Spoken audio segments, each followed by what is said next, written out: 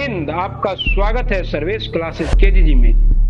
श्री शिवाय नमस्तुभ्यम साथियों।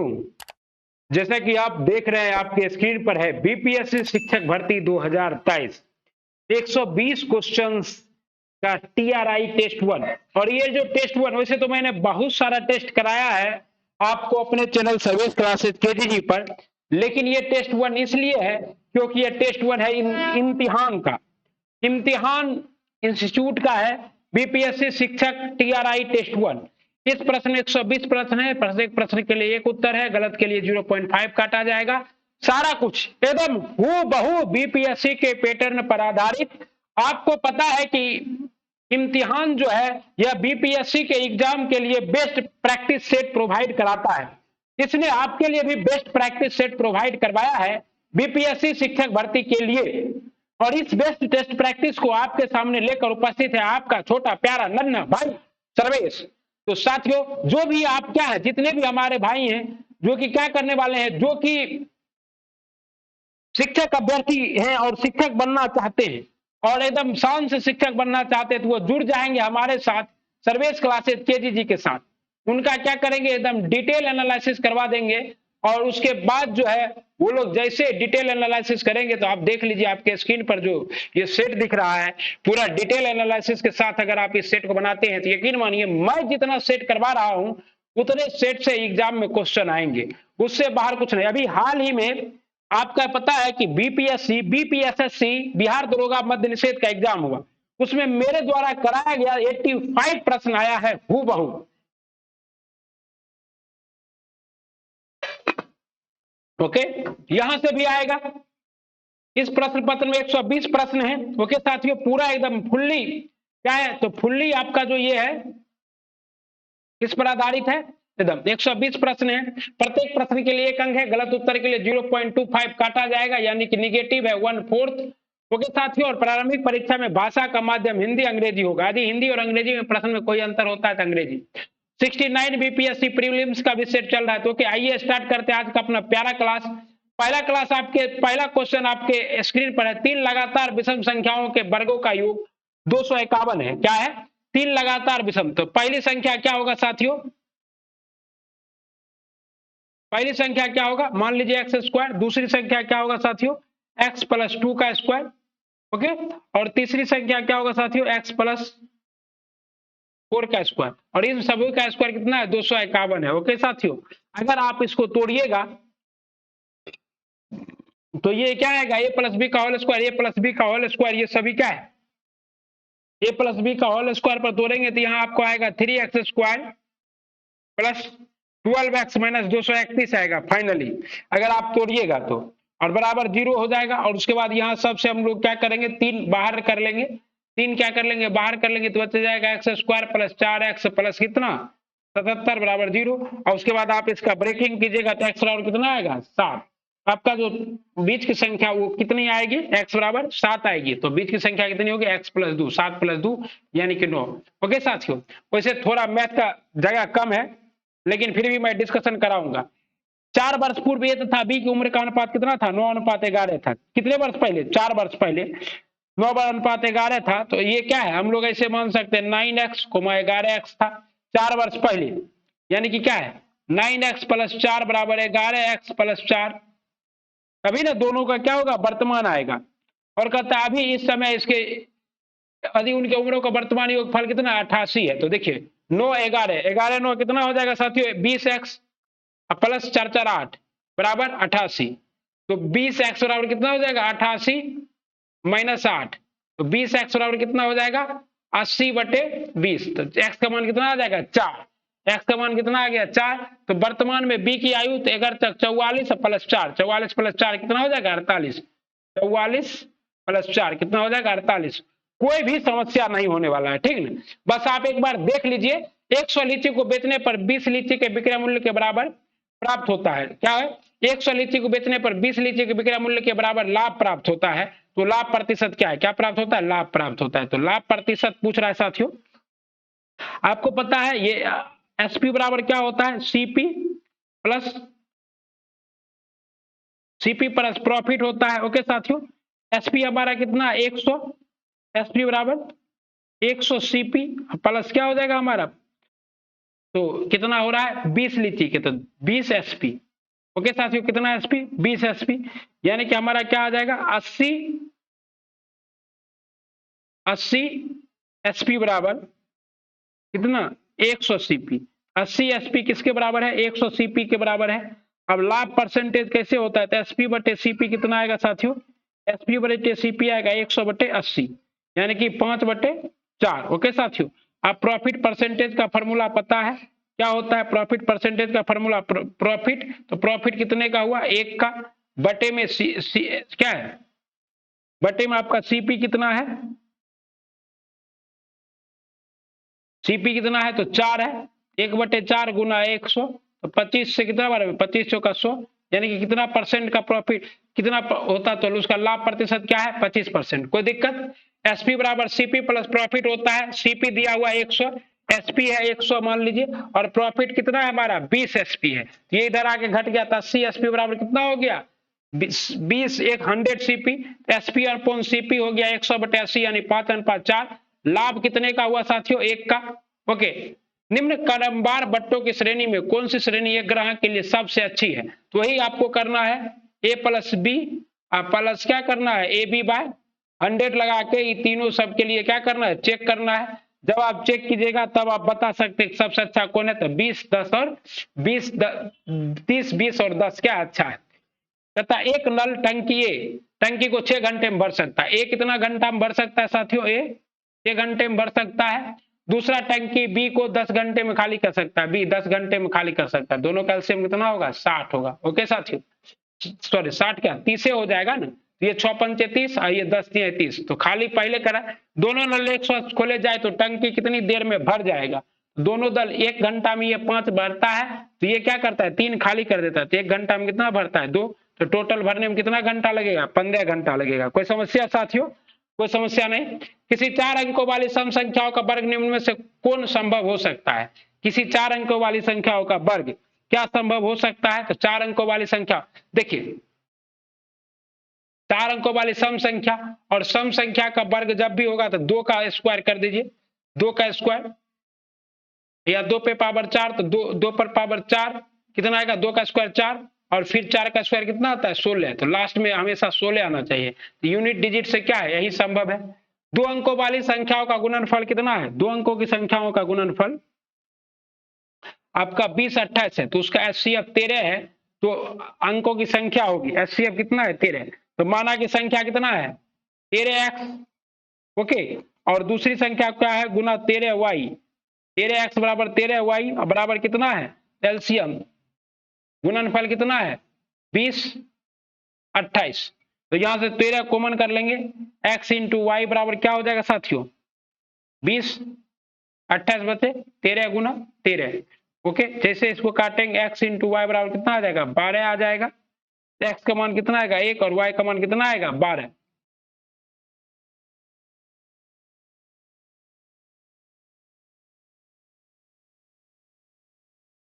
ओके, अब संख्या क्या है 13 गुना 1 और 13 गुना 12, एक हो जाएगा 13 और एक हो जाएगा 156, तो यही है। और कहता है क्योंकि संख्या 2 अंकों वाली है इसलिए 13 और 156 तो नहीं मान सकते, तो 13 का डबल कर देते हैं, 13 39 और 13 चौको 52, 13 का मल्टीपल हो जाएगा, 13 का मल्टीपल एक ही ऑप्शन में है। ओके साथियों, और वैसे भी आप जो है ना यहाँ एचसीएफ है ना, तो देखिए एक शॉर्ट ट्रिक बताते हैं आपको। अरे भाई एक शॉर्ट ट्रिक बताते हैं आपको, कोई समस्या नहीं होगा। देखिए वैसे भी जो एचसीएफ से कटेगा वही संख्या होगा, एचसीएफ से ये कट तो रहा है 13 एकम 13 13 एकम 13 बच गया 13 दूना 26 12, लेकिन ये 3 अंकों की संख्या है, तो 2 अंकों की एक ही ऐसी संख्या है जो एचसीएफ से कट रहा है, और जो एचसीएफ से कटेगा, एचसीएफ मतलब क्या होता है हाईएस्ट कॉमन फैक्टर, तो ये दो सबका फैक्टर होना चाहिए, और यहाँ पर सिर्फ और सिर्फ 39 और 52 का ही क्या है फैक्टर है, अतः यही होगा। चलिए पहले जीके जीएस करते हैं, आप लोग सब बोर हो जाइएगा, जीके जीएस कर लेते उसके बाद फिर आएंगे मैथ पे, तो फिर क्या करेंगे मैथ करेंगे। ओके साथियों,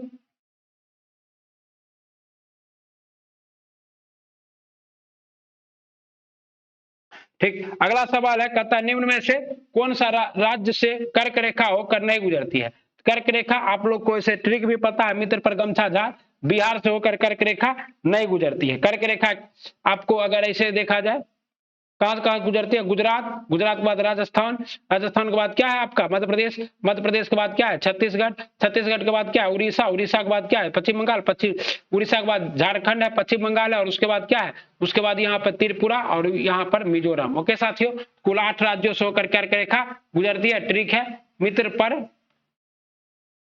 गमछा झाड़। मैथ और रीजनिंग का फिर से करेंगे। सिंधु नदी जल बंटवारे को लेकर भारत एवं पाकिस्तान के बीच संधि किस वर्ष हुई थी? तो ये हुआ था 1960 में। कब हुआ था? 1960 में हुआ था। ये सब आपको पता ही है। ओके, और कब, अगर डेट पूछ दे तो कब हुआ था? 19 सितंबर। और इसमें क्या हुआ था? तो आपको पता है कि सिंधु की 5 सहायक नदियां हैं, इसमें ऊपर की 3 नदियों का अधिकार किसे मिला था? जैसे कि सिंधु, चिनाब, सिंधु चिनाब, और एक क्या है आपका इधर झेलम।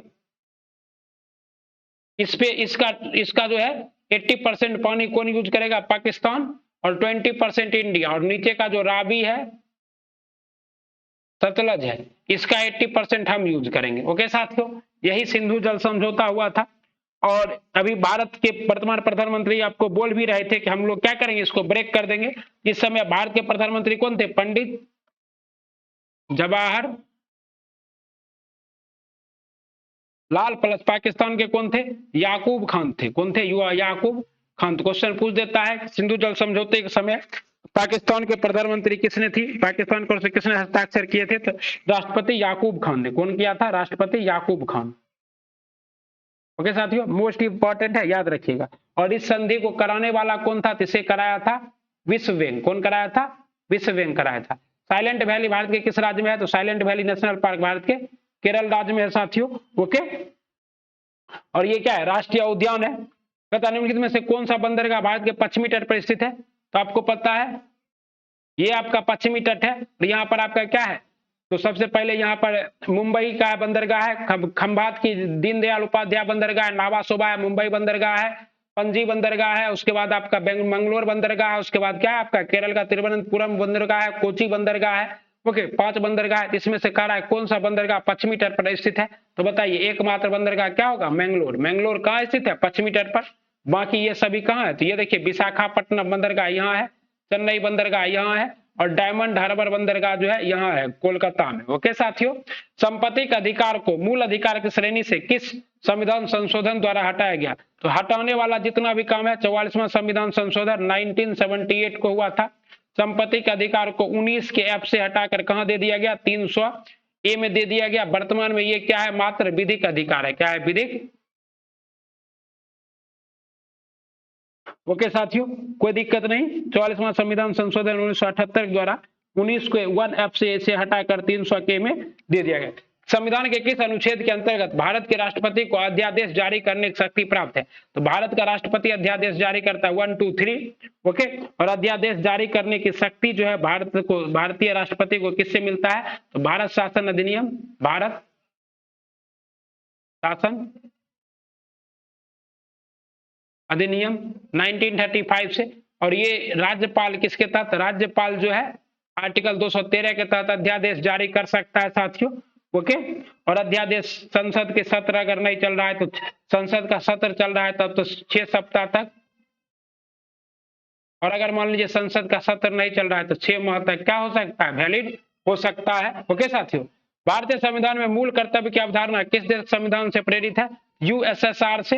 यूएसएसआर यानी कि सोवियत संघ से, जिसको आप लोग वर्तमान में क्या नाम से जानते हैं? रूस। तो हमने मौलिक कर्तव्य रूस से लिया था, किसके कहने पे? तो सरदार स्वर्ण सिंह समिति के कहने पे,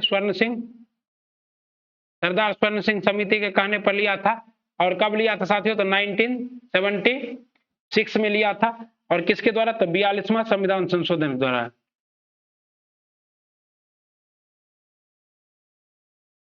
संशोधन के द्वारा। ओके साथियों, पंचायत को निर्दिष्ट किए जाने वाले कार्यों की सूची कहां वर्णित है? तो पंचायत को निर्दिष्ट किए जाने वाले कार्यों की सूची जो है आपका, बिल्कुल सही, 11वीं अनुसूची में वर्णित है। और आपको पता है कि 11वीं अनुसूची में पंचायत से संबंधित कुल कितने कार्य हैं साथियों? तो कुल 29 कार्यों की सूची है। कितने कार्य? 29 कार्य हैं। ओके। और नगर निकाय से संबंधित कुल 18 कार्य है। कहां? 12वीं अनुसूची में। ओके साथियों, 12वीं अनुसूची में। और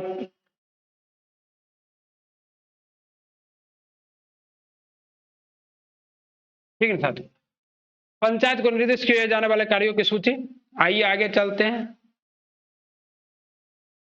अतः भारत में किसी राज्य की राजनीतिक दल राष्ट्रीय दल के रूप में मान्यता प्राप्त कर सकता है यदि वह राज्य स्तर का दल है कम से कम कितने राज्यों में साथियों? कम से कम 4 राज्यों में। अगर 4 राज्यों में वो दल अभी ही हाल में किसे? आम आदमी पार्टी को मिला है इसका दर्जा, तो आम आदमी पार्टी को जो दर्जा मिला तो भारत के कोई भी राज्य। ओके साथियों। और या फिर वो क्या करे? वैध मतों का 4 राज्यों में लोकसभा में वैध मतों का कितना प्रतिशत प्राप्त करे? 6%। भारत के राष्ट्रपति को क्षमादान करने की शक्ति किस अनुच्छेद में है? अनुच्छेद 72 में है। किसमें? भारत के राष्ट्रपति को क्षमादान करने की शक्ति अनुच्छेद 72। निम्नलिखित में भारत का राष्ट्रीय पुष्प कौन सा है? तो भारत का राष्ट्रीय पुष्प है कमल। क्या है? कमल है। और अभी हम लोग जो G20 की अध्यक्षता कर रहे हैं उसका भी सिंबल क्या है? कमल है। नायडू कप किस खेल से संबंधित है? मोस्ट इंपोर्टेंट है। नायडू कप का संबंध किससे है साथियों? तो ये जो देखिए पूरा नाम ने दिया है, इसका नाम होगा सीके नायडू। और सीके नायडू जैसे ही आएगा तो आप समझ जाएगा सीके नायडू का संबंध क्रिकेट से है। टेस्ट मैचों में भारतीय टीम के पहले कप्तान कौन थे? सीके नायडू। निम्नलिखित में से कौन सा साहित्य के क्षेत्र में भारत का सर्वोच्च सम्मान है? तो साहित्य के क्षेत्र में भारत का सर्वोच्च सम्मान है साथियों ज्ञानपीठ पुरस्कार। क्या है? ज्ञानपीठ पुरस्कार। और इस बार का ज्ञानपीठ पुरस्कार किसे दिया गया है? इस बार का ज्ञानपीठ पुरस्कार दिया है दामोदर मोजे को। दामोदर मोजे को दिया गया ज्ञानपीठ पुरस्कार। ओके। और ज्ञानपीठ पुरस्कार शुरुआत कब से हुई थी? 1961 से हुई थी। ओके साथियों। और ज्ञानपीठ ट्रस्ट द्वारा और सबसे पहला व्यक्ति जो था वो कौन था ज्ञानपीठ पुरस्कार वाले? जी शंकर कुरूप। ओके। कौन थे? जी शंकर कुरूप थे। कब? 1965 में। कब? 1965 में जी शंकर कुरूप को क्या दिया गया था? ज्ञानपीठ पुरस्कार दिया गया था। और हिंदी के प्रसिद्ध कवि कौन थे? जयशंकर प्रसाद थे जो ज्ञानपीठ पुरस्कार जीते थे। दूसरा सम्मान है व्यास सम्मान। ये अभी किसे दिया गया? व्यास सम्मान। तो आपको पता है कि व्यास सम्मान दिया गया है किसे? सूर्यवंशम के लिए। कमेंट बॉक्स में लिखिए। अल्कोहल के उत्पादन में निम्न में से किसका प्रयोग किया जाता है? एल्कोहल के उत्पादन में निम्नलिखित में से ईस्ट का प्रयोग किया जाता है। किसका? ईस्ट का। किण्वन का सबसे महत्वपूर्ण प्रकार एल्कोहलिक किण्वन है जिसमें ईस्ट द्वारा प्रस्रावित जाइमेज की क्रिया सरल संकरा जैसे ग्लूकोज और फ्रक्टोज को एथिल अल्कोहल और कार्बन डाइऑक्साइड में परिवर्तित करती है। खाद्य पदार्थों के डब्बे पर जिंक के बजाय टीन का लेप होता है क्योंकि खाद्य पदार्थ के डब्बे पर जिंक के बजाय टीन का लेप होता है क्योंकि क्यों टीन का लेप होता है साथियों? क्योंकि टीन जो है प्रतिक्रियाशील जस्ता है। भोजन के डब्बे में जमा तरल के में इसमें घुलने की संभावना कम हो जाती है। ठीक है। टीन क्या है? अपेक्षाकृत जिंक से अधिक अभिक्रियाशील है।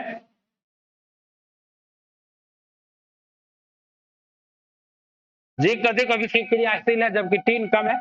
विकिरण द्वारा प्राप्त ऊर्जा का मापन किस यंत्र द्वारा किया जाता है? तो विकिरण द्वारा प्राप्त ऊर्जा का मापन जो है हम लोग किसके द्वारा करते हैं साथियों? तो बिल्कुल सही, रेडियोमीटर के द्वारा। मतलब उच्च ऊर्जा को किसमें मापते हैं? रेडियोमीटर या रेटोजोनोमीटर। विद्युत चुंबकीय विकिरण की शक्ति को मापने का क्या है? एक उपकरण है। ओके साथियों। तथा निम्नलिखित में से किसका पीएच मान सबसे अधिक है? तो सबसे अधिक पीएच मान किसका होगा साथियों? सिरका का। कितना है? 2.9 है। शराब का कितना है साथियों? तो शराब का या वाइन का है 3.5। अल्कोहलिक होता है। दूध का कितना है? तो दूध का है 6.9। दूध में कौन सा अम्ल होता है? तो लैक्टिक अम्ल। लैक्टिक अम्ल होता है। और मानव रक्त का पीएच मान कितना है? 7.4 है। ओके साथियों। शारीरिक विकास में आने वाले असमानताओं के अध्ययन को क्या कहा जाता है? तो शारीरिक विकास में आने वाले असमानताओं के अध्ययन को टेरेटोलॉजी कहा जाता है। क्या कहा जाता है? टेरेटोलॉजी कहा जाता है। ओके साथियों। ऑस्टियोलॉजी क्या कहा जाता है? तो अस्थियों के अध्ययन को। यूरोलॉजी क्या कहा जाता है? तो मूत्र मार्ग मूत्रों के अध्ययन को। ओके। और डर्मेटोलॉजी किसको कहा जाता है? त्वचा के अध्ययन को। ओके। और जितना मान लीजिए आपको डिस्कशन कहीं नहीं मिलेगा उससे ज्यादा डिस्कशन आपको यहाँ मिलेगा आसान भाषा में। डाइऑक्सीराइबोन्यूक्लिक एसिड जिसको आप लोग डीएनए कहते हैं। तो डीएनए के खोजकर्ता कौन थे? तो डीएनए के खोजकर्ता थे साथियों आपको फ्रेडरिक मिशर द्वारा खोजा गया था। किसके द्वारा? फ्रेडरिक मिशर द्वारा डीएनए को खोजा गया था। लेकिन वही डीएनए का जो है डबल हेलिक्स मॉडल किसने दिया था? तो वास्टन एवं क्रिक ने दिया था। और डीएनए संश्लेषण की खोज किसने की थी? हरगोविंद खुराना ने क्या किया था? डीएनए संश्लेषण की खोज की थी। और डीएनए को पहली बार 1869 में, किसमें? 1869 में हेनरिक मिशर द्वारा अलग किया गया था। विद्युत प्रतिरोध का मापक क्या है? तो विद्युत प्रतिरोध का मापक है ओम। विद्युत प्रतिरोध का इकाई ओम है, ठीक है। और जिसका नाम जर्मन भारतीय वैज्ञानिक क्या है? जॉन साइमन ओम क्या नाम पर? ओम के नियम के अनुसार, ओम के नियम के अनुसार क्या होता है साथियों? तो V बराबर IR होता है, आप लोग ये जानते होंगे। ओके, तो प्रतिरोध R एक चालक के आर पार वोल्टा V है, तो उसके प्रवाहित होने की धारा का अनुपात क्या होगा? I होगा। ओके, वोल्ट किसका मात्रक है साथियों? तो वोल्ट जो है आवेश का मात्रक, एम्पियर से हम लोग विद्युत धारा मापते हैं, और कूलम से हम लोग क्या मापते हैं?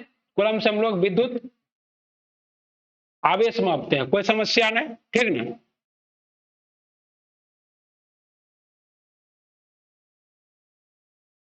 आइए, विद्युत धारा उत्पन्न करने की युक्ति को क्या कहते थे? विद्युत धारा को उत्पन्न करने की युक्ति को कहते हैं जनित्र।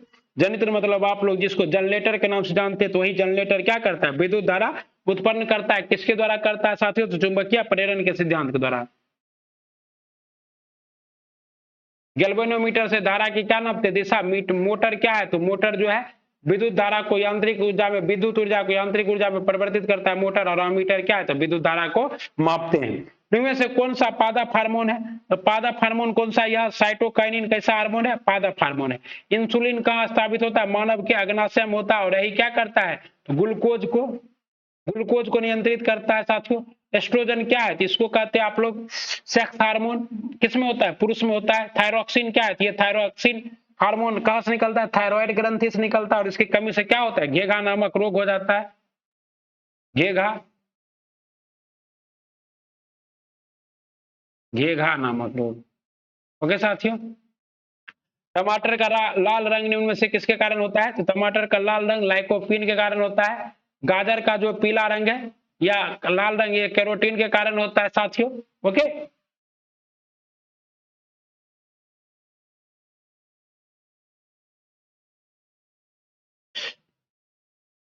और ये 1876 में मिलडेल्ट ने टमाटर की खोज की थी।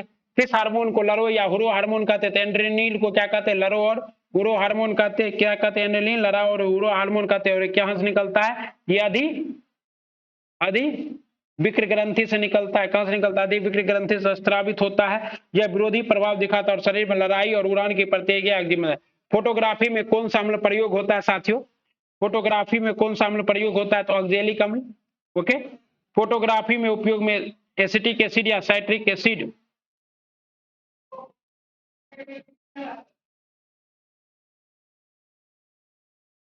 वनस्पतिक दृष्टि से आलू है एक, वनस्पतिक दृष्टि से आलू क्या है? तना है। वनस्पतिक दृष्टि से आलू क्या है? एक तना है। ओके, और इसको क्या कहते हैं हम लोग? कंद भी कहते हैं। तना का दूसरा नाम क्या है? तो कंद भी है। क्वेश्चन आ जाता है। जड़ क्या है साथियों? तो मूली, गाजर, ये सब क्या है? जड़। फल तो आप लोग जानवे करते हैं, जड़ और तना। किस विटामिन को राइबोफ्लोविन भी कहा जाता है? किस विटामिन को राइबोफ्लोविन भी कहा जाता है? तो विटामिन B2 को क्या कहा जाता है? राइबोफ्लोविन भी कहा जाता है।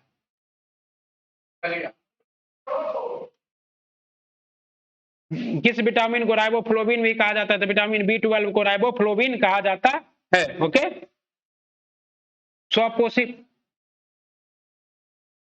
स्वपोषी पोषण के लिए आवश्यक है। स्वपोषी पोषण के लिए क्या आवश्यक है? उपरोक्त सभी, यानी कि कार्बन डाइऑक्साइड, क्लोरोफिल और सूर्य प्रकाश। आपको पता है कि CO2 प्लस H2O के मिश्रण से क्या बनता है? C6H12O6 बनता है। और यहाँ क्या होता है? प्रकाश। और नीचे क्या होता है? क्लोरोफिल। 1857 के विद्रोह के संबंध में किसने कहा था कि यह एक राष्ट्रीय विद्रोह है? 1857 के विद्रोह को राष्ट्रीय विद्रोह कहा था BD सावरकर ने। किसने कहा था?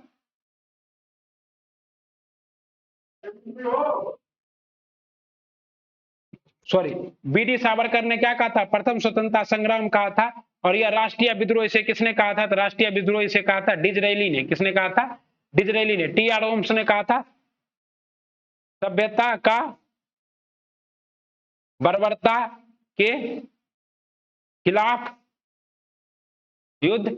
SN सेन ने क्या कहा था? SN सेन ने कहा था ईसाइयों का धर्मांतों के खिलाफ विद्रोह। और डिजरेली और BD सावरकर ने से प्रथम भारतीय स्वतंत्रता संग्राम कहा था, क्या कहा था? प्रथम भारतीय स्वतंत्रता संग्राम।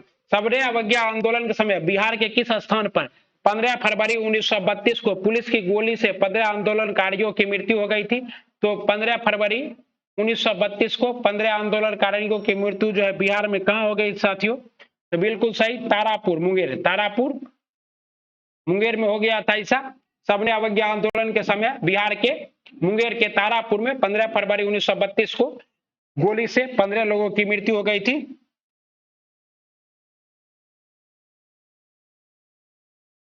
हंटर आयोग की नियुक्ति की गई थी। हंटर कमीशन किस लिए है? शिक्षा के लिए। और हंटर आयोग का संबंध किस लिए है? तो जलियांवाला बाग हत्याकांड की जांच के लिए हंटर आयोग का गठन। वही अगर हंटर कमीशन रहता तो ये हो जाता आपका शिक्षा के लिए, ठीक ना।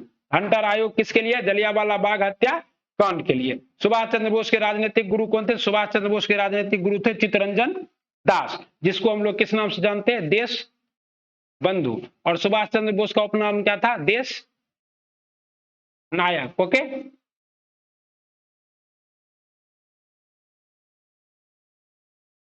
अगला देखिए, वर्ष 1893-94 में न्यू लेम्स फॉर ओल्ड नाम से लेख श्रृंखला किसने प्रारंभ किया था? वर्ष 1893-94 में न्यू लेम्स ऑफ ओल्ड नाम से जो है पत्रिका कौन स्टार्ट करेगा साथियों? तो बिल्कुल सही, अरविंद घोष ने। किसने स्टार्ट किया था? अरविंद घोष ने। कांग्रेस की साम्राज्यवादी शक्तियों के बहुत ढुलमुल रवैये अपनाने के कारण अरविंद घोष ने अपनी लेख श्रृंखला न्यू कैंप्स फॉर ओल्ड में कांग्रेस की आलोचना की थी। ओके, भारतीय हरित क्रांति का जन्मस्थली मानी जाती है, भारतीय हरित क्रांति का जन्मस्थली माना जाता है पंतनगर। और पंतनगर वर्तमान में कहां स्थित है? तो पंतनगर कृषि विश्वविद्यालय भी है। और ये कहां स्थित है? तो उत्तराखंड में स्थित है। ओके साथियों, निम्नलिखित में से किस भारतीय पंचवर्षीय योजना ने सभी विकासात्मक प्रयासों के सार के रूप में मानव विकास को मान्यता प्रदान की? मानव विकास को मान्यता किसने प्रदान की? आठवीं पंचवर्षीय योजना 1992 से 1997 तक के काल में क्या हुआ था? मूलभूत उद्देश्यों को पालने के लिए मानव विकास। भारत में नई राष्ट्रीय जनसंख्या नीति को कब अपनाया गया? तो भारत में नई राष्ट्रीय जनसंख्या नीति को 2000 ईस्वी में अपनाया गया, ठीक है ना साथियों। इस नई जनसंख्या नीति के संबंध अनेक उद्देश्यों में क्रियात्मक उपाय। बंगाल में घटित नील विद्रोह 1859-60 के नेता कौन थे? तो दिगंबर बिश्वास तथा विष्णु विश्वास दोनों क्या थे? बंगाल में गठित किसके? बंगाल में गठित विद्रोह के नेता थे। व्यापक सिद्धि रहे, इसके नेता दिगंबर विष्णु विश्वास थे। बंकिम चंद्र चटर्जी ने अपने विरुद्ध बंगाल उपन्यास आनंद मंठ में इस विद्रोह का उल्लेख किया था। इंडियन होम रूल सोसाइटी की स्थापना 1905 में लंदन में की गई थी। तो इंडियन होम रूल सोसाइटी की स्थापना 1905 में लंदन में की गई थी। और इसके संस्थापक कौन थे साथियों? तो बिल्कुल सही, इसके संस्थापक थे श्याम जी कृष्ण वर्मा। कौन थे? श्याम जी कृष्ण वर्मा। और ये कहा था? लंदन में। प्रार्थना समाज के संस्थापक कौन थे? तो प्रार्थना समाज के संस्थापक थे आत्माराम पंडुरंग। कौन थे? आत्माराम पंडुरंग। और इसकी स्थापना कब की? 1876 ईस्वी में की गई थी, ठीक है साथियों। और इस संगठन का उद्देश्य क्या था? तो इस संगठन का उद्देश्य था हिंदू धर्म एवं समाज में सुधार लाना था। प्रार्थना समाज की जाति व्यवस्था था। 1857 के विद्रोह पर first war of Indian independence पुस्तक किसके द्वारा लिखी गई? First war of Indian independence पुस्तक लिखी गई बी डी सावरकर द्वारा। अभी 28 मई को इन्हीं की जयंती पर क्या किया गया साथियों? संसद भवन का उद्घाटन किया गया। द ग्रेट रिबेलियन नामक पुस्तक किसने लिखी? अशोक मेहता ने क्या लिखा? द ग्रेट रिबेलियन लियन नामक पुस्तक किसने लिखा? अशोक मेहता ने। आरसी मजुमदार ने क्या लिखा? तो सिपाही म्यूटिनिटी एंड द रिवोल्ट ऑफ 1857 क्या लिखा? सिपाही mutiny and the revolt of 1857। Okay, और एस एन सेन ने लिखा था, एस एन सेन ने 1857, एस एन सेन ने क्या लिखा? 1857। ये आधिकारिक था, ठीक। तो ये याद रखिएगा, निम्नलिखित में से कौन सी खरीफ की फसल नहीं है? आपको पता है कि खरीफ की फसल यहाँ पर कौन नहीं है साथियों? तो धान है, मक्का है, मूंगफली भी है, लेकिन मसूर खरीफ की फसल नहीं है, क्योंकि मसूर की बुआई कब होती है? ये होती है अक्टूबर नवंबर में। और कब काटा जाता है? तो मार्च अप्रैल में। इसलिए ये हमारा क्या है? मसूर। हमारा ये क्या साथियों? मसूर हमारा रबी की फसल है। किसकी फसल है? रबी की फसल है। खरीफ की फसल की बुआई कब होती है? जून जुलाई में। और काटा कब जाता है? 23 अक्टूबर नवंबर में। ओके साथियों, प्यारे गुरुजी, आपको उम्मीद करता हूं कि मजा आ रहा होगा शेयर करके। मौसम संबंधी घटना वायुमंडल के किस परत में घटित होती है? क्षोभ मंडल में। ओके, मौसम संबंधी सभी घटनाएं कहाँ होती है? क्षोभ मंडल। इसकी ऊंचाई कितनी है? 12 किलोमीटर है। लेकिन इसकी ऊंचाई जो है सबसे ज्यादा कहाँ होती है? तो विषुवत रेखा पर होती है, रेखा पर। और ध्रुवों पर इसकी ऊंचाई कम होती है। ओजोन परत से क्या करता है? तो परा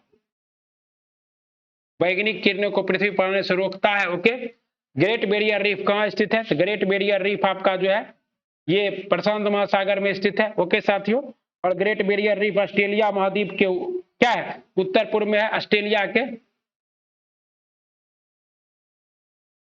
के उत्तर पूर्व में। और आप लोग जानबे करते हैं कि ये क्या है? बिहार साई में। पूछा हुआ सवाल है। कैबिनेट मिशन भारत कब आया था? तो मार्च 1946 में। कैबिनेट मिशन कब भारत आया था? तो मार्च 1946 में। ओके, ये हम पूरा करा दिए हैं। और कब आया था? तो 16 मार्च 1946 को।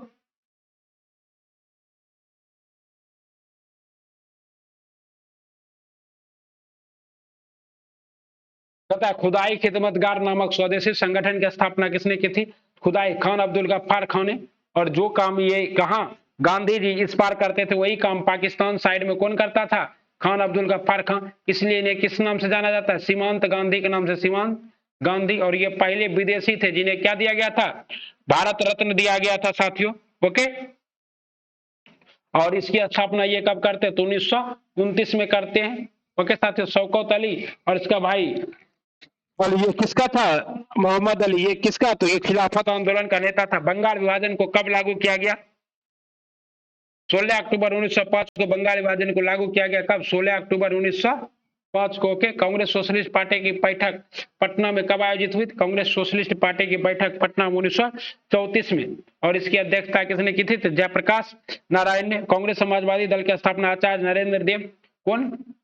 आचार्य नरेंद्र देव, जयप्रकाश नारायण,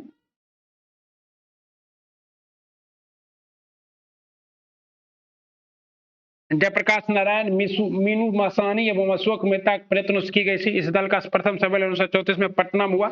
समाजवाद ही क्यों पुस्तक की रचना जयप्रकाश नारायण ने की। जयप्रकाश नारायण की पुस्तक क्या है? समाजवाद ही क्यों। समाजवाद ही क्यों किसकी पुस्तक है? जयप्रकाश।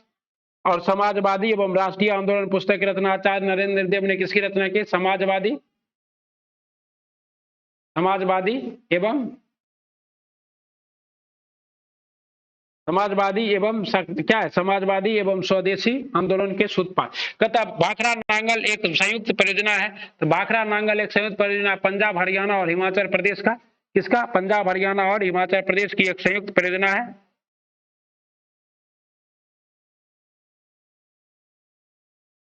देखिए, लेकिन भाखड़ा नांगल से जो पानी निकलता है वो कहाँ जाता है? तो पंजाब, हरियाणा और राजस्थान, इसका मान लीजिए।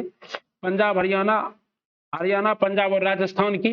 और इससे जो पानी निकलता है वो सतलज, जो इंदिरा गांधी नहर है, इंदिरा गांधी नहर में जाता है। क्या चीज आपका? ये पंजाब, हरियाणा। ओके साथियों, भारत के प्रथम परमाणु रिएक्टर का नाम क्या है? भारत के प्रथम परमाणु रिएक्टर का नाम है अप्सरा। क्या नाम है? अप्सरा नाम है। भारत के प्रथम परमाणु रिएक्टर का नाम क्या? अप्सरा। और इसकी स्थापना कब हुई थी? तो 1956 में। कहा लगा था? ट्रॉम्बे, महाराष्ट्र में। ओके साथियों, किस वर्ष में एक भारतीय महिला राष्ट्रीय कांग्रेस की अध्यक्षता बनी थी? तो भारतीय राष्ट्रीय महिला कांग्रेस जो अध्यक्षता बनी थी, किस वर्ष में बनी थी साथियों? तो बिल्कुल सही, ये डी 1925 में बनी थी। और इस 1925 में कौन बनी थी? तो भारतीय राष्ट्रीय कांग्रेस की पहली भारतीय राष्ट्रीय सरोजनी नायडू थी। कौन थी? सरोजनी नायडू। और ये कहां बनी थी? तो कानपुर में बनी थी। ओके साथियों, 1925 के अधिवेशन में 28 सितंबर 1850 ईस्वी को कांग्रेस की स्थापना हुई। कांग्रेस की पहली महिला अध्यक्ष एनी बेसेंट थी, जबकि प्रथम भारतीय महिला अध्यक्ष सरोजिनी नायडू थी, जो 1925 में कांग्रेस की अध्यक्षा बनी। सरोजिनी नायडू को नाइटिंगेल ऑफ इंडिया के नाम से जाना जाता है। हिंदू पेट्रियाट के संपादक कौन थे? हरीशचंद्र मुखर्जी। हिंदू पेट्रियाट पत्रिका का संपादन हरीशचंद्र मुखर्जी ने। इस पत्रिका के माध्यम से इन्होंने नील आंदोलन की प्रमुखता से उठाया। ये एक साप्ताहिक पत्रिका थी और इसका प्रकाशन 19वीं सदी के उत्तरार्ध में। भारतीय राष्ट्रीय कांग्रेस ने 1916 के लखनऊ अधिवेशन में किसके ने बिहार के नील उगाने वालों का प्रश्न प्रस्तुत किया था? तो ये आपका था राजकुमार शुक्ल, भितरवा गांव के, कहा भितरवा गांव पूर्वी चंपारण के ये व्यक्ति थे, जिनका नाम क्या था? राजकुमार शुक्ल। और ये इन्होंने क्या क्या और जब इन्होंने आवाज उठाया तो इन्हें मंच पर चढ़ाया गया सरदार वल्लभ भाई पटेल के द्वारा, और ये भाषण दिए, और मंच पर से भाषण देने वाले पहले किसान थे। और जब इन्होंने बातें रखी, इनकी बातों को क्या हुआ? कांग्रेस ने तवज्जो दिया और गांधी जी को इसके लिए अधिकृत कर दिया। ओके, अगला सवाल है 1920 में कांग्रेस अधिवेशन में पूर्ण स्वराज का पताका किसने फहराया था? तो पूर्ण स्वराज का पताका पंडित जवाहरलाल नेहरू ने फहराया था। कब? 26 जनवरी को। इसलिए 26 जनवरी को ही कांग्रेस क्या करती है? स्वतंत्रता दिवस मनाती आ रही थी 1930 से। इसीलिए 26 जनवरी को यादगार बनाने के लिए कांग्रेस ने क्या किया? संविधान 26 नवंबर 1950 को ही बनकर तैयार हो गया, फिर भी 26 जनवरी को लागू करवाया। इसमें से किसने ईस्ट इंडिया कंपनी के कंट्रोल के खिलाफ बगावत नहीं की? इसमें से ईस्ट इंडिया कंपनी के कंट्रोल के खिलाफ जो बगावत नहीं किया था वो था हैदराबाद का निजाम। आपको पता है कि हैदराबाद का निजाम जो है किसी भी तरह का कोई बगावत नहीं करता। जलियांवाला बाग नरसंहार किस गांधीवादी सत्याग्रह के संबंध में था? तो रॉलेट सत्याग्रह के संबंध में था। किसके संबंध में था? रॉलेट सत्याग्रह। आपको पता है कि रॉलेट एक्ट आया था कब? 1919 में। और जब रॉलेट एक्ट आया था तो इसी में क्या किया गया कि विरोध हो रहा था रॉलेट एक्ट का, क्योंकि ये क्या था? बिना वकील बिना दलील और बिना क्या है अपील वाला इसको नाम दिया गया था। किसे? और ये कब आया था? तो 1919 में आया था। ओके साथियों, बाकी तो आपको पता है स्वदेशी सत्याग्रह कब हुआ था? 1905 में। बारडोली सत्याग्रह कब हुआ था? 1928 में।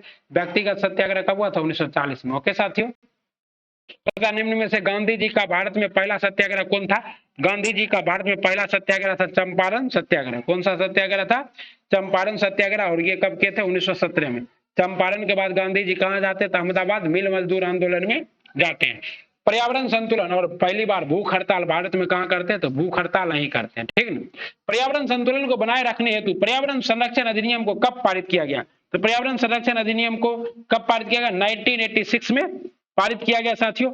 और 1972 में स्टॉकहोम में आयोजित संयुक्त राष्ट्र के प्रथम मानव पर्यावरण सम्मेलन में निर्माण में कार्यान्वित करने के उद्देश्य से भारत सरकार ने छाता विधान के नाम से निम्नलिखित विकल्पों में से किसका मिलान सही है?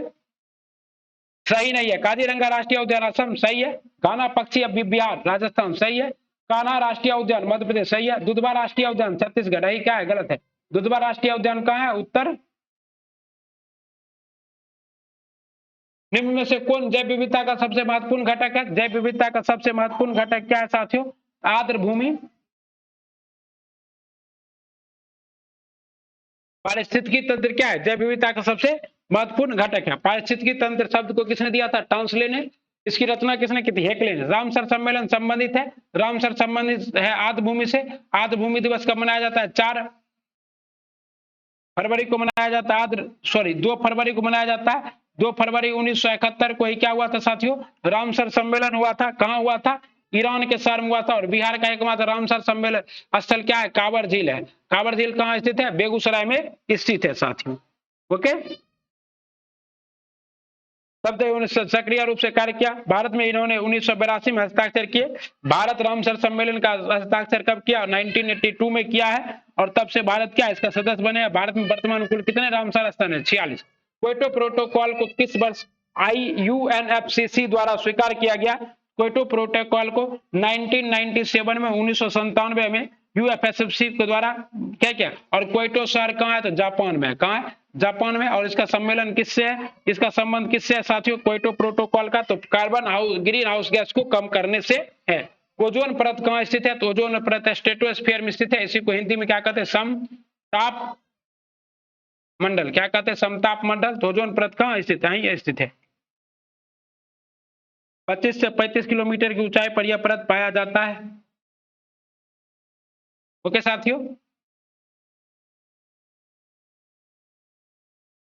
पीडीएफ आपको हमारे टेलीग्राम चैनल पर मिल जाएगा। निम्न में से किसने अहमदाबाद टेक्सटाइल लेबर एसोसिएशन की स्थापना की थी? तो अहमदाबाद टेक्सटाइल लेबर एसोसिएशन की स्थापना महात्मा गांधी ने की थी। और कब की थी? तो फरवरी 1918 में की थी। कब की थी? 1918 में की थी साथियों। और 1918 में भारत में बीपी बाडिया के नेतृत्व में प्रथम मजदूर संघ मद्रास मजदूर संघ की स्थापना की गई थी। लाला लाजपत राय ने भारतीय ट्रेड कांग्रेस के पहले अध्यक्ष थे। चटगांव शस्त्रागार छापा किस क्रांतिकारी संबंधित है? तो सूर्यसेन से। सूर्यसेन को किस नाम से जाना जाता है? तो मास्टर दा के नाम से भी जाना जाता है। और ये कब हुआ था? 1930 में हुआ था। ठीक है ना साथियों। और इसे लूटने का प्रयास किया गया था किसके द्वारा? सूर्यसेन के द्वारा। बांक में सूर्यसेन को पकड़ लिया गया और इन्हें क्या दिया गया? फांसी दे दिया गया। ठीक है ना साथियों। काकोरी कांड मुकदमे का सामना किसने नहीं किया था? तो राजेंद्र सिंह ने किया, लारी ने किया था, रोशन सिंह ने किया था, चंद्रशेखर आजाद ने नहीं किया था। ये बोले थे हम आजाद हैं, आजाद ही मरेंगे। एक राम प्रसाद बिस्मिल भी किए थे। और एक क्या था? अशफाक उल्लाह खां भी एक थे। ठीक है ना, अशफाक उल्लाह खां भी थे। इन चारों आदमी को क्या किया गया था? तो 9 अगस्त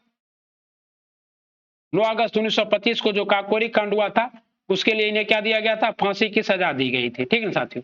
इन्होंने क्या किया था? तो 8 डाउन स्ट्रीट ट्रेन को लूट लिया था जो कि वापस सहारनपुर से लखनऊ जा रहे थे।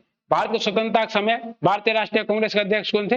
भारत की स्वतंत्रता के समय भारतीय राष्ट्रीय कांग्रेस के अध्यक्ष थे जेबी कृपलानी। कौन थे? जेबी कृपलानी थे। अरविंद घोष का संबंध किस संयंत्र से था? अरविंद घोष का संबंध अलीपुर संयंत्र केस से था। अलीपुर संयंत्र केस में जब अरविंद घोष फंस गए तो इनका वकील कौन था? तो चित्तरंजन दास थे। इन्होंने इसे किसी तरह से क्या किया? बचा लिया। और बचाने के बाद ये क्या करते? तो ये पांडिचेरी चले जाते। कहां चले जाते? पांडिचेरी चले जाते हैं। और वहीं पर किसकी स्थापना करते हैं? तो औरविले आश्रम की स्थापना करते हैं। ठीक है ना। कौन सी आश्रम? विले आश्रम की स्थापना करते हैं। और इनकी एक प्रसिद्ध पुस्तक है किसकी? अरविंद घोष की। पुस्तक का नाम क्या है? Divine life.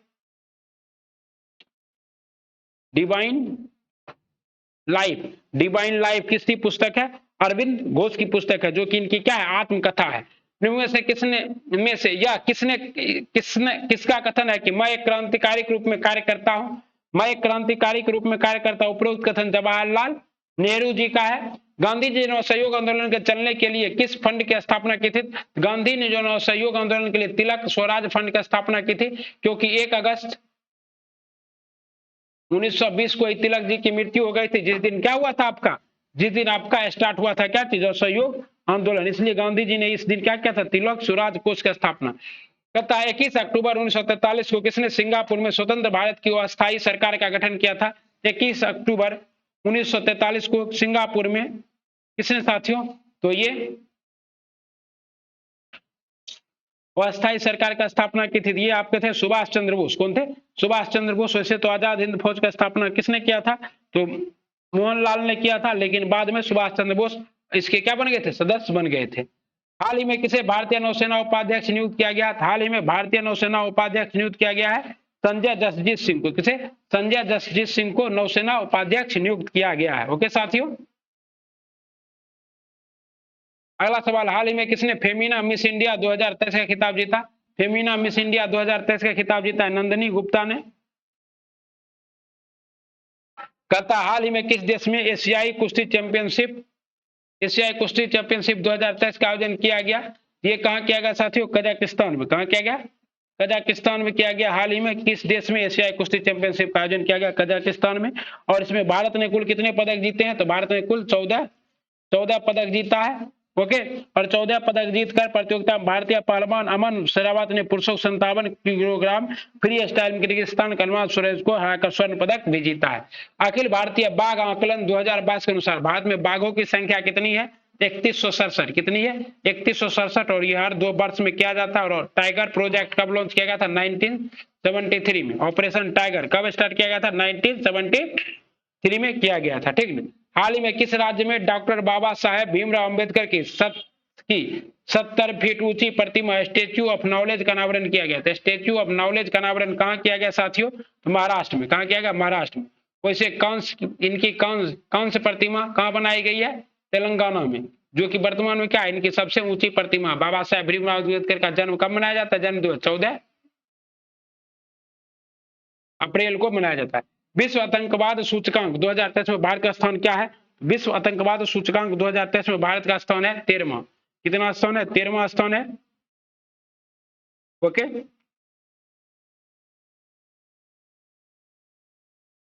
कहता है नेपाल के नए राष्ट्रपति के रूप में किसे नियुक्त किया गया? तो नया नेपाल के नए राष्ट्रपति के रूप में नियुक्त किया रामचंद्र पेंडोल को नियुक्त किया गया। और प्रधानमंत्री नेपाल के कौन है? केपी शर्मा ओली।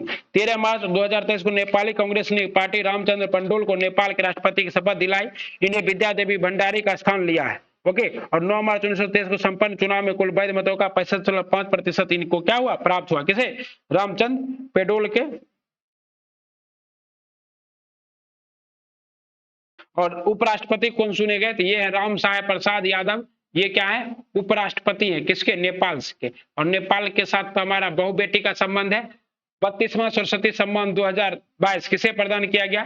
32वां सरस्वती सम्मान 2022 शिव शंकरी को प्रदान किया गया। और इनके उपन्यासकार किसके लिए साथियों? इनके उपन्यासकार सूर्यवंशम के लिए। 32वां। और आपको बताए थे कि व्यास सम्मान किसे दिया गया? दामोदर मोदिया को।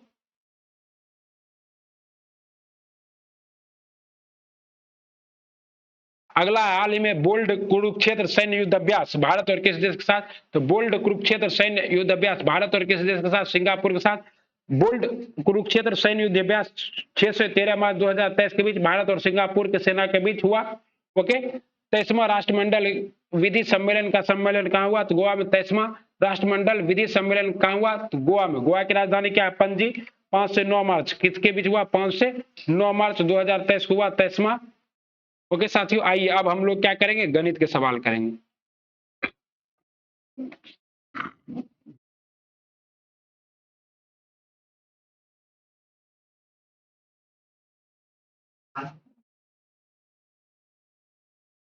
अब कोई समस्या तो नहीं होना चाहिए, पूरा डिटेल में डिस्कशन करा दिए हैं। और इधर वाला मैथ भी करा दिए थे 10 को। 10 नहीं हुआ था, 8 ही हुआ था। चलिए 8 से स्टार्ट करते हैं। ये आंसर करा देते हैं मैथ का। आप लोग बाद में क्या कीजिएगा? मिला लीजिएगा। क्या ये है? 2.5 गुना। ओके साथियों, उसके बाद 4p² माइनस 5p-6। तो p का मान निकालना है तो इसको तोड़ना है। 6 चौका 24, 24p² है। 5 को ऐसे तोड़िए कि जोड़ने घटाने में 24 आ जाए। तो इसको कैसे तोड़ सकते साथियों? 8 3 24, 8 और 3। तो p का मान कितना होगा साथियों? तो p का मान कितना होगा? 3 होगा। p का मान कितना होगा?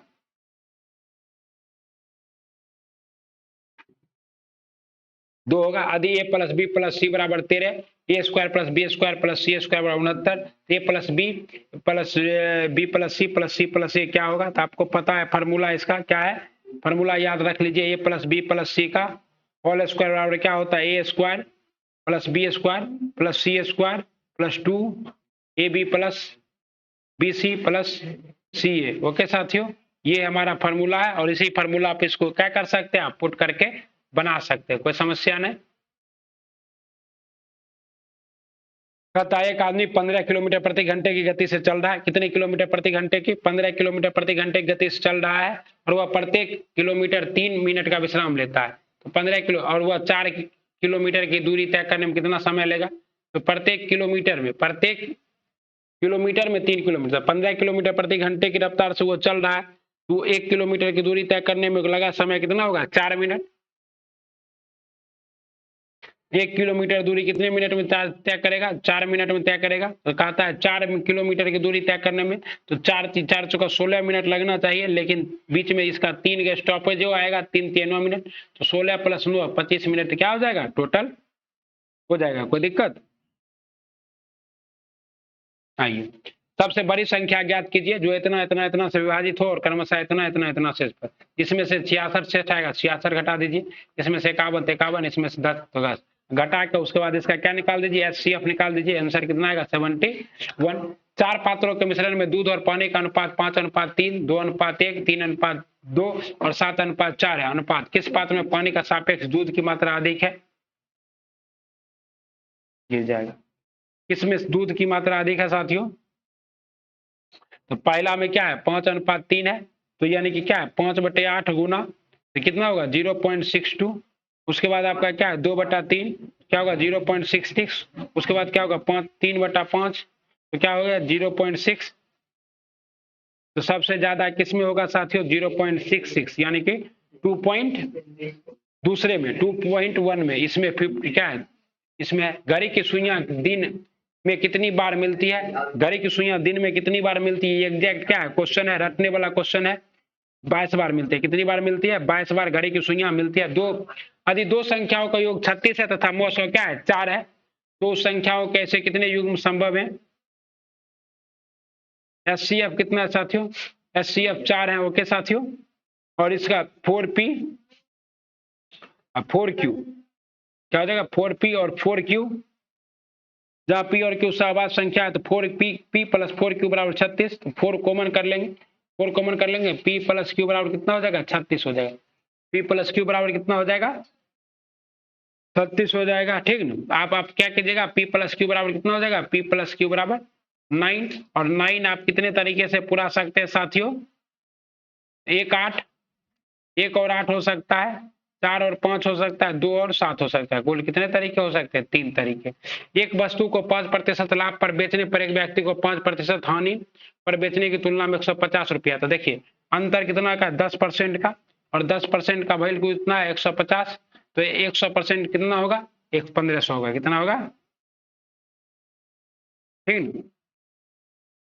एक बंदर 12 मीटर ऊंचे फिसलने वाले खंबे पर चढ़ता है। अपने पहले में वह 2 मीटर चढ़ता और अगले मिनट वह 1 मीटर फिसल जाता। मतलब इतना बड़ा खंबा है 12 मीटर का, बेचारा पहला मिनट में कितना मीटर चढ़ता है?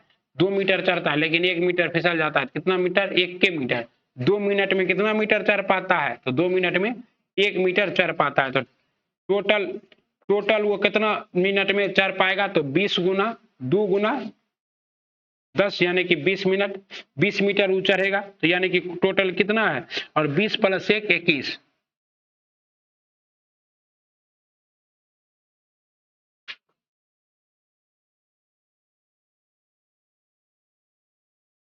इसका सही जवाब कितना होगा? 21 मीटर मिनट में वो पूरा चढ़ जाएगा। एक बल्लेबाज द्वारा 11 मैचों में बनाया गया औसत रन 73 है। 12वां मैच खेलने के बाद उसका औसत कितना है? 5 रन है। मतलब 11 मैचों में 73 बनाया, 11 गुना 73।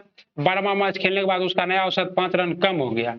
अब कितना कम हो गया साथियों? कितना था और 5, तो 12 गुना 73 में से 5 घटा दीजिए, 73 माइनस 5, तो 13 में से 5 जाएगा तो कितना होगा? 8 5 13 होता है 8, 68। अब 12 गुना 68, तो रन कितना कम बनाया होगा? आप लोग पता लगा सकते कि नहीं लगा सकते आप? ओके, तो 12 गुना 68 माइनस 73 गुना 11 यानी कि 13। तो बल्लेबाज द्वारा बनाए गए रन कितना है? 13 है। एक नौका स्थिर जल में 9 किलोमीटर प्रति घंटे की गति से चलती है। मतलब धारा के अनुकूल गति कितनी है? 9 किलोमीटर पर आवर है। ओके, किंतु उसी दूरी की धारा के विरुद्ध चलते हुए तिगुने समय में तय करते। तिगुने समय में कितना है? अगर 1 किलोमीटर मान लीजिए दूरी है तो 9 किलोमीटर, और वापस विपरीत आ रही है तो ये कितना हो जाएगा? 27 किलोमीटर पर घंटे की रफ्तार से तिगुने समय में तय करती है। तो इसकी क्या निकालना है? चाल निकालना है। 9 प्लस भी बराबर 9 माइनस भी गुना 3। धारा की चाल आपको पता है भी है, तो 9 प्लस भी बराबर 9 माइनस भी गुना 3। इसको सॉल्व कर देंगे हम लोग, कितना आ जाएगा? 9 27 माइनस 3 भी, यानी कि 27 माइनस 3 भी, 9 प्लस भी बराबर 27 माइनस 3 भी। अभी भी घटा देते और इधर तो क्या हो जाएगा? 2 भी बराबर 18, तो भी बराबर कितना होगा? 9। भी बराबर कितना हो जाएगा? 9।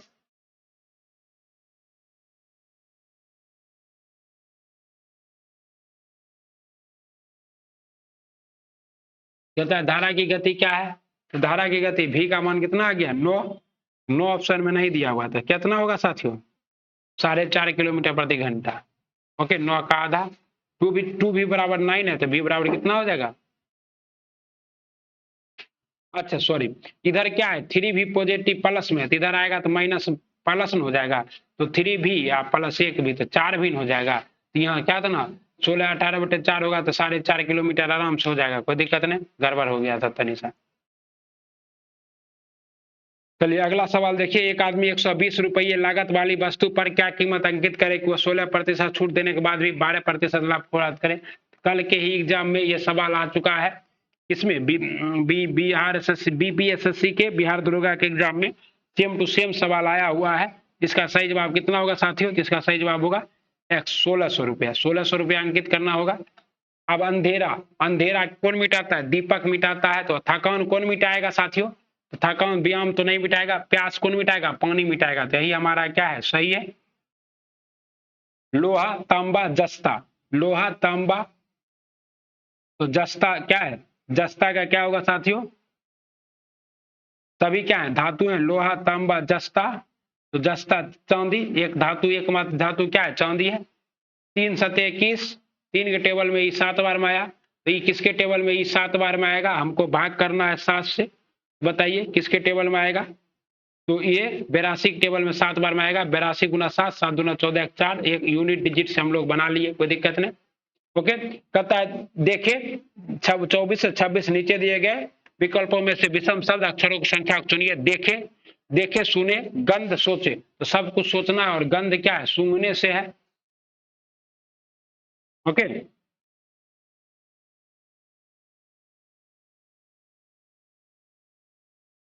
अच्छा, ये जो है इसमें एक और ट्रिक लग रहा है आपका। क्या है कि सोचना जो है ये ज्ञान इंद्रियों के द्वारा नहीं होता, बाकी सब किसके द्वारा होता है?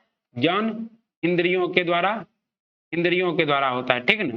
कहता है बेंगलोर, नागपुर, भोपाल, रांची। देखिए बेंगलोर राजधानी है, भोपाल राजधानी है, रांची राजधानी है, नागपुर राजधानी नहीं है, ये एक शहर है। कहता है जी, जे, जे जी, तो जी देखिए कितना नंबर है साथियों?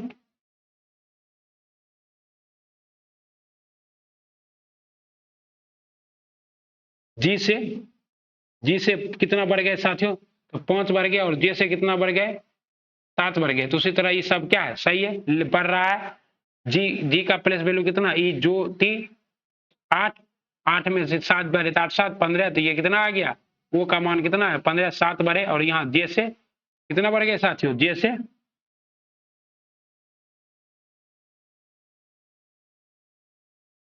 7 कदम आगे है। 3, 5 और 7 कदम के आगे के बात है। लेकिन किस में यह फॉलो नहीं होता है? तो ये जो फॉलो होता है बी एफ जे क्यू में फॉलो नहीं होता है।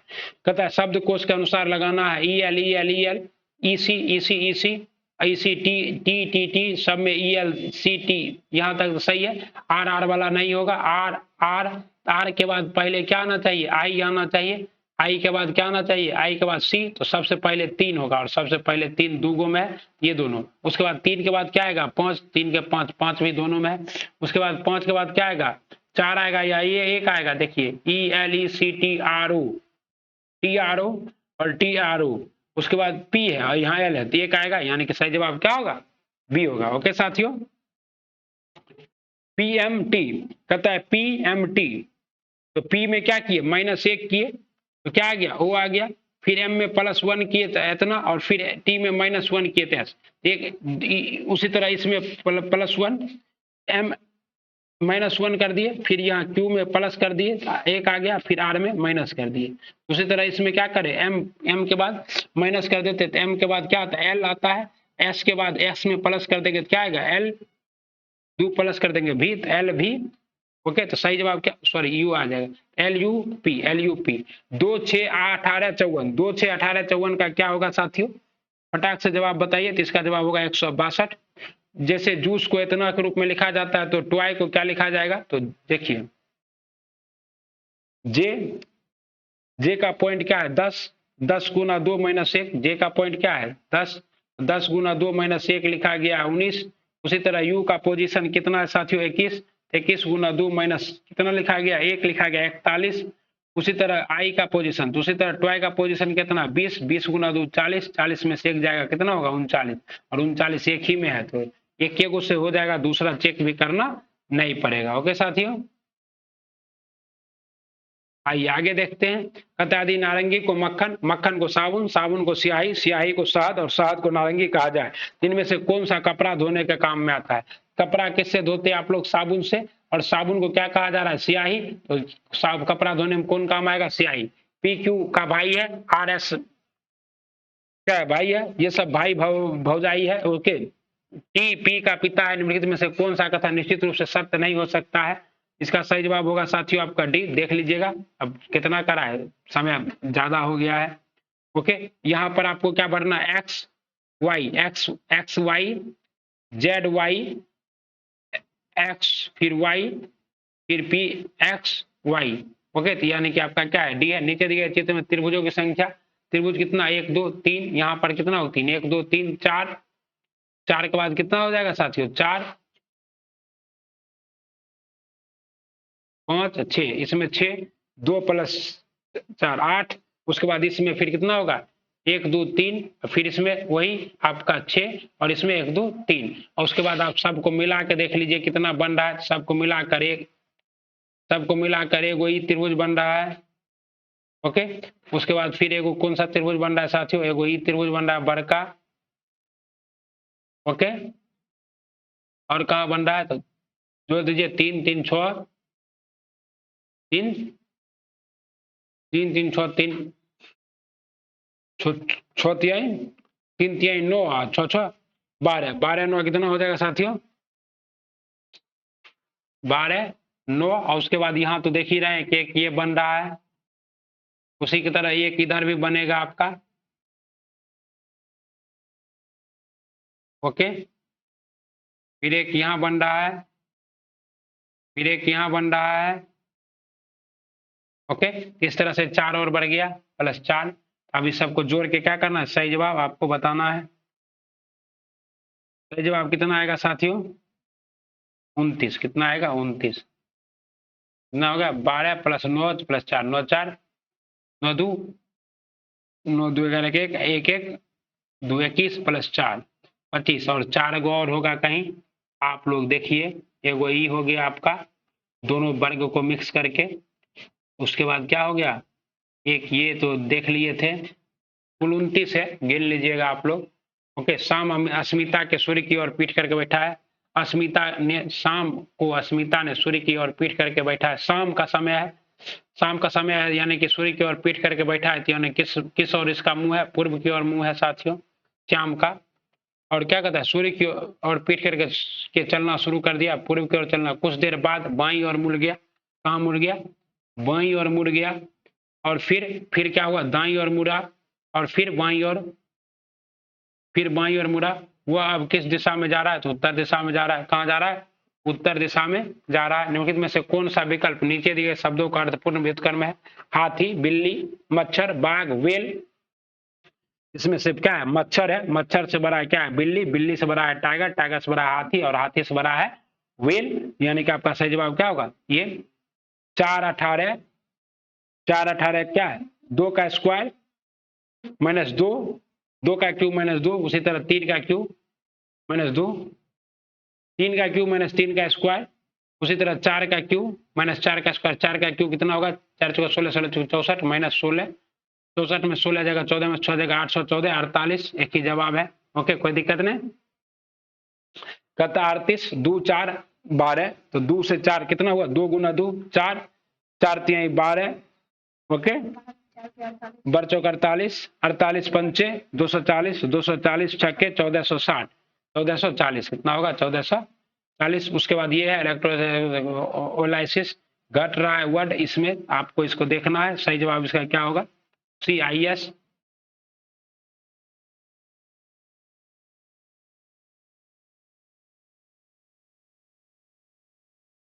दिए गए विकल्पों में से लुप्त संख्या ज्ञात कीजिए।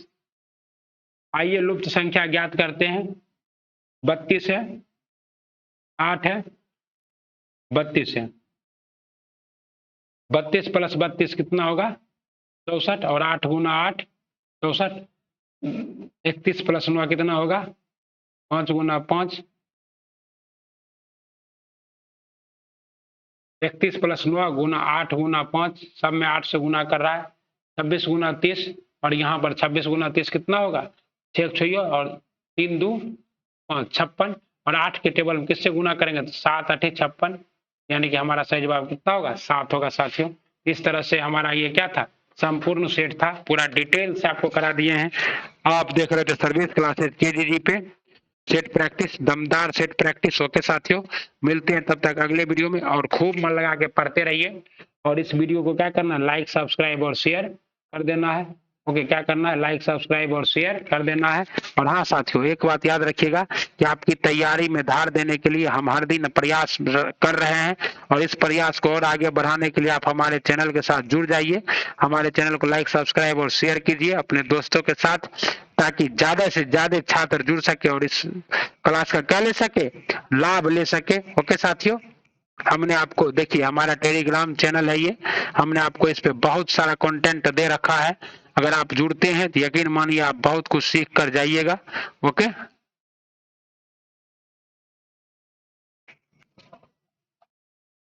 ठीक है साथियों, तब मिले अगले वीडियो में, मिलते हैं।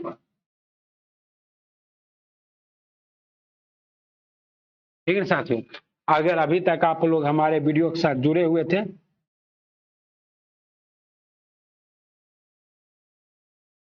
Welcome to, thanks for watching service classes KG ji. हमारे प्यारे चच्चा बोल रहे हैं, please like subscribe and share. और अगर कोई भी समस्या हो तो व्हाट्सएप कीजिए, टेलीग्राम कीजिए और इंस्टाग्राम से जुड़ जाइए। ओके, राधे राधे, वंदे मातरम, जय हिंद, जय भारत। मिलते हैं अगले वीडियो में, तब तक अपना खूब ख्याल रखिए, पढ़ते रहिए। नमस्ते।